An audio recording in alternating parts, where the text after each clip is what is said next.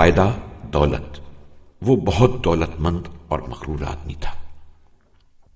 نہ وہ کسی کی پرواہ کرتا اور نہ کسی کا خیال رکھتا۔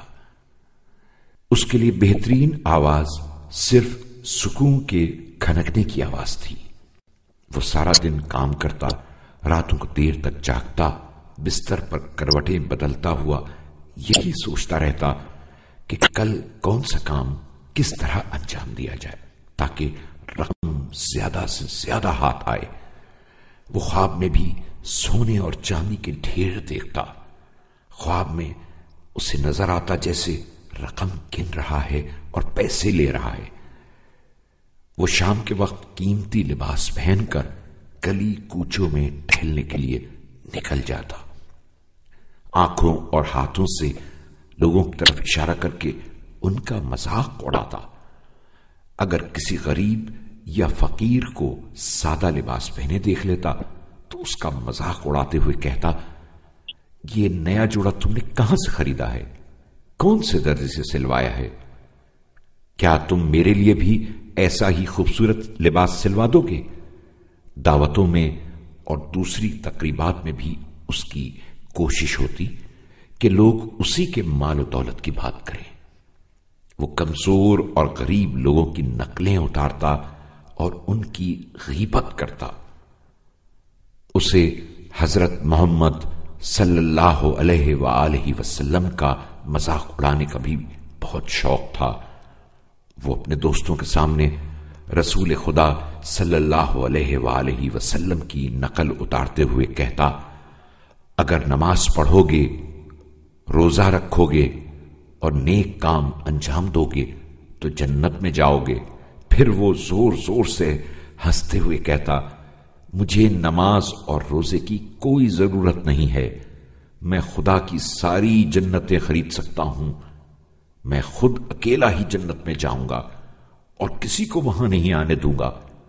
مفلس اور غریب لوگ خوب کام کریں تاکہ پیسہ حاصل کر سکیں، میں کسی کو اپنا پیسہ نہیں دوں گا۔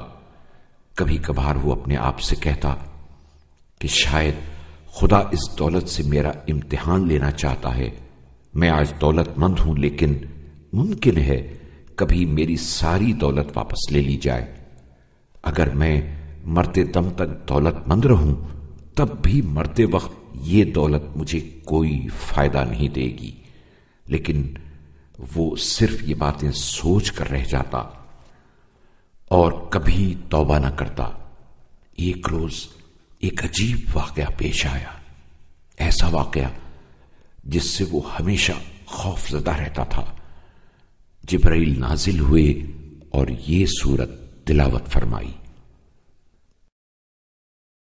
بسم اللہ الرحمن الرحیم ویل لکل ہمزۃ لمزہ الذی جمع مالا وعددہ يحسب ان ماله اخلدہ كلا لينبذن في الحطمة وما أدراك ما الحطمة نار الله الموقدة التي تطلع على الأفئدة إنها عليهم مؤصدة في عمد ممددة۔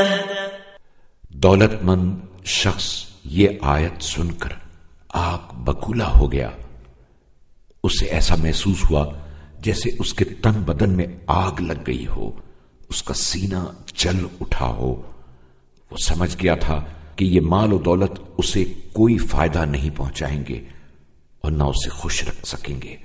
مال و دولت اس وقت کام کے ہیں جب اس میں فقیروں اور غریبوں کا حصہ بھی شامل ہو۔ وہ سمجھ گیا تھا کہ کسی غریب و نادار کا مذاق نہیں اڑانا چاہیے اور جنت میں جانے کے لیے نماز پڑھنا، روزہ رکھنا ضروری ہے، لوگوں کا خیال رکھنا اور ان کا احترام کرنا ضروری ہے۔ اس نے جنت میں جانے کا طریقہ سمجھ لیا تھا، لیکن افسوس کہ اب بہت دیر ہو چکی تھی۔ یہ سب اس وقت اس کی سمجھ میں آیا تھا جب موت کا فرشتہ اس کی روح نکالنے آ پہنچا تھا۔ اب وہ بے جان بدن کے ساتھ نماز ادا نہیں کر سکتا تھا اور نہ روزے رکھ سکتا تھا۔ وہ مغرور اور متکبر شخص اپنی دولت کے پاس مر چکا تھا۔ اب اس کے پاس اتنا وقت بھی باقی نہ تھا کہ اپنے مال میں سے ایک سکہ بھی کسی فقیر کو دے سکے۔